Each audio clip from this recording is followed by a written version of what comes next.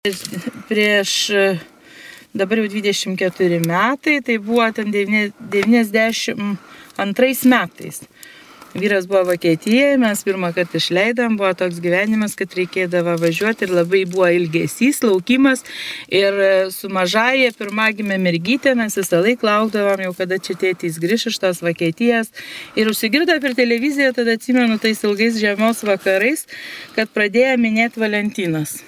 Kas tas per Valentinas, man iš tikrųjų buvo labai įdomu, kadangi 14 vasario ir pradėjau domėtis, nes vasario 14 yra gimęs man brangus ir brangiausias žmogus, su kuriuo va šiemet irgi kažkaip labai įdomu, irgi sukaktis 25 metai jau mes kartu.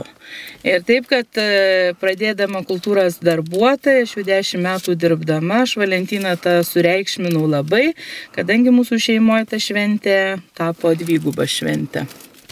Jinai yra švenčiama ir meilės diena, ir ta meilė dar labiau pasižymi, kai švenčiam tėčio, Urtė sėdi, mylimo vyro gimtadienį. Ir dešimtmetys buvo 2002 metais, buvo lygiai 10 metų, kaip Valentinas Lietuvoje jau atsirado. Su tuo buvo ten labai didelių legendų, aš tikrai domėjausi. Legenda yra, kad Italijos popiežius, ne popiežius, Italijos vyskupas, ar kaip tenai, nebeatsimenu, buvo uždarytas į kalėjimą ir jisai ten gelbėjo mergaitę savo globą, jisai įsimylėjo, bet jis buvo ten tam kalėjime kalėjo ir, vienu žodžiu, ta didelė meilė, jisai parašė jai laiškelį ir pasirašė Valentinas. Tas buvo labai gražus Valentino laiškas. Gal ir tai simbolizuota, paimtas tas Valentino vardas. Ir tada, kai tas suėjo dešimtmetis, aš sugalvojau, kad reikia būtinai parodyti tą šventę visuomeniai padaryti. Ir buvo mano gal labai, kaip čia sakyti, nebe pirmas, nes aš 2002 ir pradėjau dirbti, bet buvo tas meilės toksai. Ir aš netgi turiu išsaugojusi Švento Valentino skelbimą, ką aš norėjau, tiesiog galiu ir paskaityti. Tai metas, kada galima daugiau pasirūpinti tuo, kuriuo žaviesi ir jauti dėkingumą, parodyti savo simpatijas vieni kitiems. Negalima sau leisti prarasti tokią įdomią šventę. Ir aš pakviečiau šiuo skelbimu visus Panemunėlio, visas šeimas ir tuos, kam širdie dar neruduo, vasario 14 dieną į saldžiųjų širdelių vakaronę. Ir sugalvojau, kad būtent sulyginant su ta legenda, parašyti Šventam Valentinui keturėlį sveikinimo tokį konkursą. Ir adresu Šventam Valentinui, Panemunėlio geležinkelio stotis ir Rokiškio rajonas. Vokai galėjo, žinoma, būti ir be ženklų, buvo sukalbėta ir su paštu, ir siuntė, nebuvo daug laiškelių, nes tai šventėj buvo pati pradžia, dar buvo tik gimus ta šventė ir turiu tiesiog net ir išsaugojusi vieną. Tai 2003 metais, netyrant antspaudą paštu, čia jau su visų laiškeliu, 2-7 dieną Šventam Valentinui, Panemunėlio gelstotis, Rokiškio rajonas. Visai garbaus amžiaus toks žmogelis parašė, originaliai išplėštas, kaip meilės laiškeliui skubom. Ir čia jau net nebe ketureilis, bet visas eilėraštys. Gražus, išdėstytos mintys ir paskui jisai nedalyvavo mūsų šventėje, nors buvo labai ir kviestas ir viską, bet jisai norėjo liktai, sakė, kad jeigu ir viešinsi, tai manęs neviešinti, pasirašė. Ir pavardę, paskui man, žinojau aš ją, paskui aš jį apdovanojau, vis tiek atsilyginau už tai ir aš labai saugojau, nes man jisai labai yra be galo, gražus ir žmogaus įdėta, tai aš nežinau čia nors, jau šypsenos veiduose užrakintos, mes jau nutrūko virpanti styga. Gyvenimas jau tapo neriškia spalva, turbūt ir meilės amžinos nėra. Prisimenu laikus dar tuos, su liūdesiu menu aš tavo juoką, ir mano žvilgsnis nebylus nukryps į nuotrauką man dovanotą. Suplyšę debesys aplink, jau užgaubė šilus ir tolyn plaukė. Meilės įsilgusi širdis, vis vien tavęs dar tebelaukia. Taip maža vietos popieriaus lape, prie jo daug meilės žodžių susirinko, jau bręsta vėl nauja karta, bet meilėje daug kas apsirinka. Neatsilieps prabėgusi jaunystė, nes ji ir nieko tartum išnyko tartum laužo dūmos, slegia vienatvė, ilgais vakarais, paguostų tik tavo balso švelnumas. Va čia kažkaip jau gal žmogų jaudulys ir tas laiškas pas mane, atsakau, jau yra jau pernai, galima sakyti, jam 10 metų, nes 2002 metais tas buvo meilės Valentino 10-metys, o šiemet jau 2013 metai ir iš tikrųjų įsaugojau ir turiu. O apie Valentiną, kadangi pradėjau tikrai domėtis anksti, va čia mano ranka irgi išdėstytas visos mintys. Kas yra meilė, buvo jau dabar prieš 20 metų, 22, nes su vyru gyvenam 25, auginam gražias, sveikas 3 mergaitės. Ir pradėjau visą čia, ale toks mano buvo liktai to šventės scenarijus, bet sėdėjau irgi vakare ir tokia apimta gražaus jausmo, pradėjau šitą scenarijų va tokiais žodžiais. Viskas prasideda nuo meilės. Ir saulės šviesa, ir darbas, žiedų akys, kūdikio akys. Viskas prasideda nuo meilės. Meilė. Ką reiškia šis didingas, užburiantis ir kartu baisus žodis?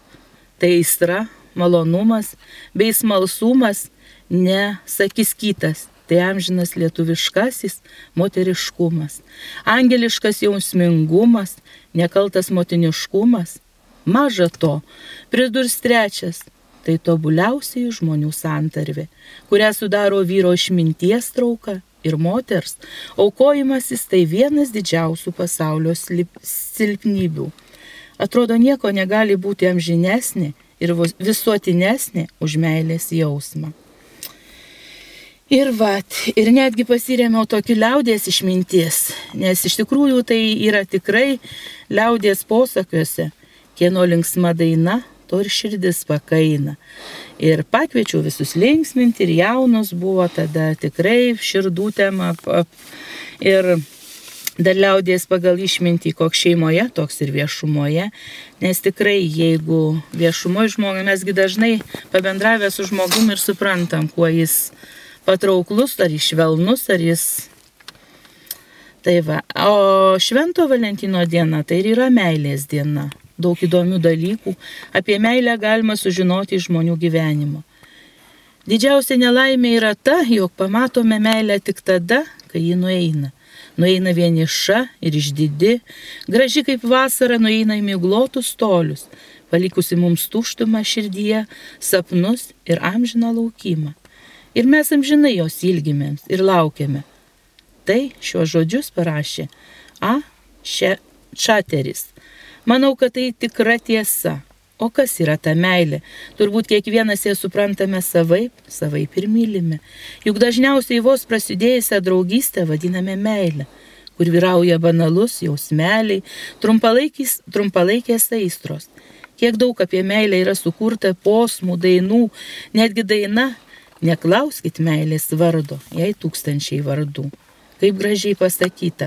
Gal todėl ir pasiklystame, kad meilės vardų tiek daug, o tikroji meilė tik viena.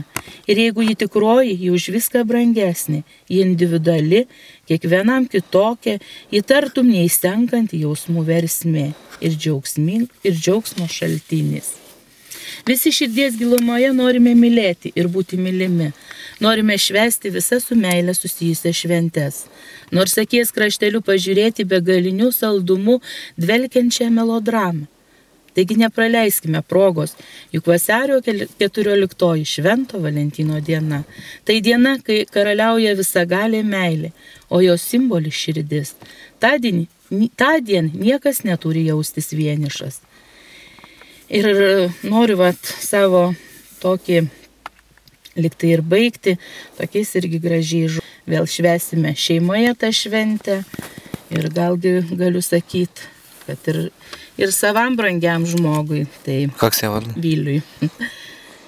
Mylėt, tai skaidrę dainą kurti, kad žemėje angelą radai, mylėtai augt kūrybos burti, kad tap žvaigždėm širdžių vardai, mylėtai žengti saulės turtų, žinot, kad laimę pažinai, mylėt svajingai, klausti, kur tu, ilgėtis grožio amžinai, mylėtai gražią dainą kurti, liepsnot širdim, žydėt dvasia, mylėtai augt kūrybos burti, žinot, kad gyvas dar esi. Vat džiugesys, aš manau, kad labai brangios dovanos, tai gali palepinti tik tai labai didelį egoistą.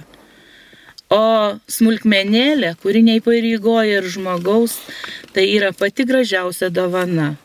Visaip mes bandėm. Buvom jauni, buvo ir tie tarybiniai laikai, ir būdavo pusryčiai su čirviniais blynais, tais lietuviškais prikeptais, su saldžia uogienė, kuri simbolizuodavo irgi simbolį kaip širdį, kaip ir puodelys su užrašu gražiu, ir bučinys, ir vaikų kokia irgi prisiglaudimas, nes aš ir po šiai dienai vaikams skiepiju, kad pati yra gražiausia dovana ir tai yra parodytas meilė, parodytas dėmesys šeimai, parodyta galų gale, kad ir mergaitės, o būdavo vienos jau Anglijai, tai visą laiką tą dieną jos stengdavos ir kad būtų graži vakarienė, skani, kad tėvai pasijaustų mylimi ir jų, o vyrai tai visą laiką, sakau, apkabinimas ir tokia kokiom banaliom smulkmenėlėm, kuri išliktų,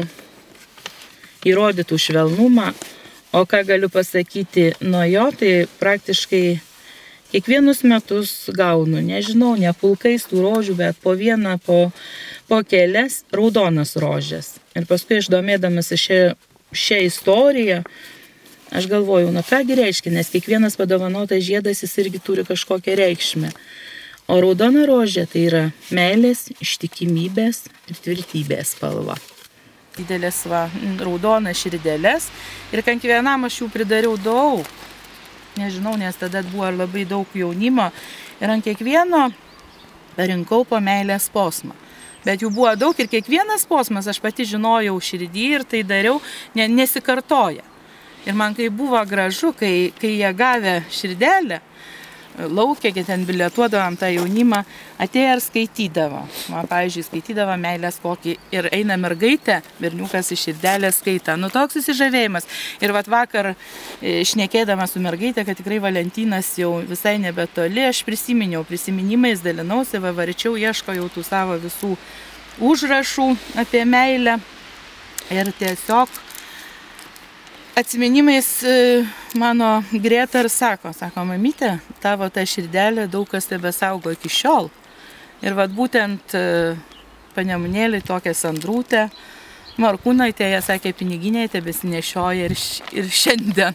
Tai ir man labai buvo gražu, kad tikrai tas jaunimėlis, kuris jisai būna kartais ir negražiai apkalbamas, jis yra tikrai mylintis, jis turintis irgi didelės ir meilės širdis. Ir aš ir galvoju, kaip sureaguos, gal tą širdį paims, kitas ar numes, bet aš nemačiau nei vieno. Vienas į kišenę prie širdies, kitas į piniginę ir tikrai visi sužavėti. Ir netgi dabar prieš porą metų atvažiavo tokia ir poilsio vakarą apsipykusi šeima į mūsų kultūros centrą UDC. Ir aš žinokit, susiradus tą širdelę su tais gražiais žodžiais, aš padaviau tam vaikinui ir pasakiau, nes aš buvau įsisaugojus irgi.